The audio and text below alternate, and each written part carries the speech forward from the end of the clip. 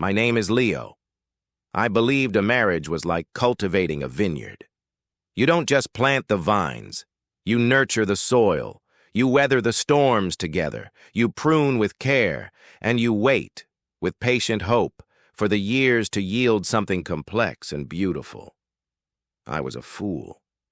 Ilara wasn't just my wife. She was my sun and rain. I was a winemaker, a man of the earth, happiest with dirt under my nails and the smell of oak barrels in the air. She was a sommelier, a star in the city's fine dining scene, with a palate that could unravel the soul of a wine and a smile that could sell it. We were the perfect pairing. Leo's earth and Ilara's sky, our friends called us. We dreamed of our own label, Ethel Wines. I would grow the grapes and craft the vintage. She would build the brand and manage the business. We poured everything into it. My inheritance, her connections, our sweat, our love. We bought a rugged, sun-drenched plot of land on a hillside everyone said was too challenging. I saw its potential. She said she believed in me. For 10 years we built it. I worked the land, learning its secrets, cultivating a Pinot Noir that was finally just starting to turn critics' heads. It was a shy, complex wine, much like me. Ilara was the face, charming investors, schmoozing distributors, her name becoming synonymous with our rising brand. Our home was filled with laughter, with plans, with the deep purple scent of promise. She was my chosen family, the one I'd built from the ground up. The first crack was subtle. She started coming home later, smelling of expensive perfume that overpowered the scent of our vineyards. She talked less about our vision and more about market saturation and exit strategies. I dismissed it as stress. She was carrying the financial weight after all. I trusted her. The betrayal wasn't a merger, it was a hostile takeover of my life. It began with a lawsuit. A powerful Napa conglomerate, Vintera, sued us, claiming I had stolen their proprietary yeast strain, a claim that was utterly, ludicrously false. I was baffled. Then came the financial audit she insisted on, which revealed creative accounting, massive hidden debts she claimed I had accrued. I was stunned. I signed the papers she put in front of me, my hands shaking, believing we were fighting the battle together. I was wrong. She wasn't fighting with me. She was fighting for them. The plot twist came in a sterile lawyer's office. Ilara sat across from me, but it wasn't her. Her eyes were the cold, still surface of a frozen lake.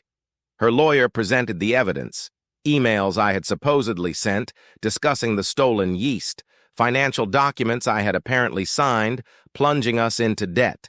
It was all a masterpiece of forgery, and she testified to every bit of it. She painted a picture of me as a reckless, jealous husband, sabotaging her success, a man drowning in debt and willing to steal to stay afloat. She left me. She took the business, the house, the land, my reputation. The divorce was swift and brutal. The courts, presented with her irrefutable evidence, sided with her. Ethel Wines was absorbed by Vintera to settle the debts. I was left with nothing but the clothes on my back and a name that was mud in the industry. My kingdom wasn't just burned, the very earth was salted so nothing would ever grow again. Or so they thought. I was broken, yes. But the earth teaches you patience and resilience. You learn that after the harshest winter, the roots sometimes survive. I took a job as a manual laborer at a rival vineyard, a world away. Owned by a gruff old-school vintner named Arthur who asked no questions and valued hard work. He saw the hollowness in my eyes and the skill in my hands. For 2 years, I worked in silence. I fermented my rage and my grief into a new, quiet determination. And I planned. I had one secret I had never shared with Ilara, not out of malice, but because it was my last, personal connection to the land. On the farthest, rockiest corner of our old property, hidden by a copse of old oaks, I had cultivated a single, unique row of vines from a near-extinct grape varietal I'd found in an abandoned monastery. It yielded a tiny, brutal harvest, but the wine was unlike anything else. Spicy, smoky, with a finish that lingered like a memory you couldn't shake. I called it ghost vines. With Arthur's blessing and a small loan, I leased a sliver of poor, ignored land. I named my new venture the Rootstock Cellars. In viticulture, the rootstock is the unseen foundation. It's the hardy, resilient root system onto which the delicate prized grapevine is grafted.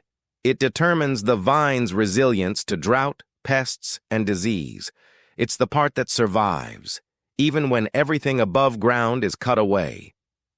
The name was my declaration. I was no longer the flashy grape cluster destined for the bottle's label. I was the foundation that had been stripped bare, forced to grow back stronger and more resilient than ever.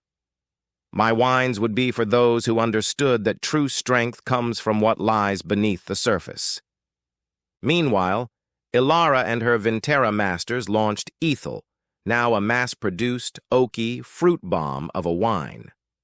It was critically panned as soulless and corporate, a pale ghost of its former self. Without my hand on the terroir, the magic was gone. Sales plummeted. The final beautiful twist of the knife came from an unexpected place, the sommelier community. They remembered the original, exquisite Ethel Pinot Noir. They started talking. They noticed the discrepancies in the court case. A tech-savvy sommelier friend, Chloe, dug deeper and found the digital fingerprints on the forged emails, tracing them not to me, but to an IP address registered to Vintera. The scandal exploded. Vintera was exposed for corporate espionage and fraud. Their stock crashed.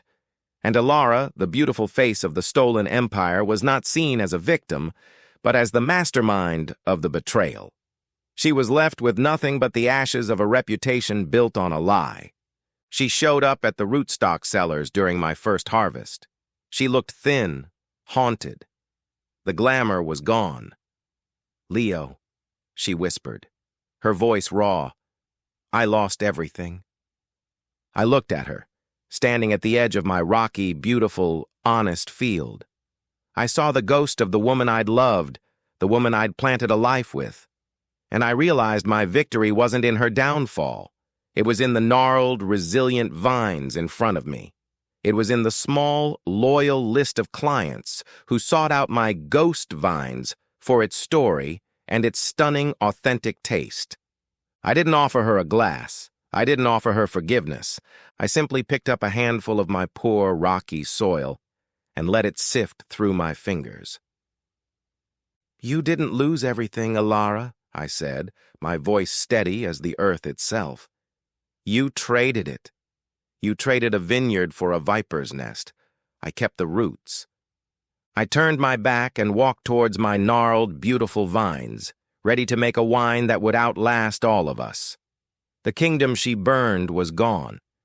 But from its roots, I cultivated a legacy that was truly, irrevocably, my own.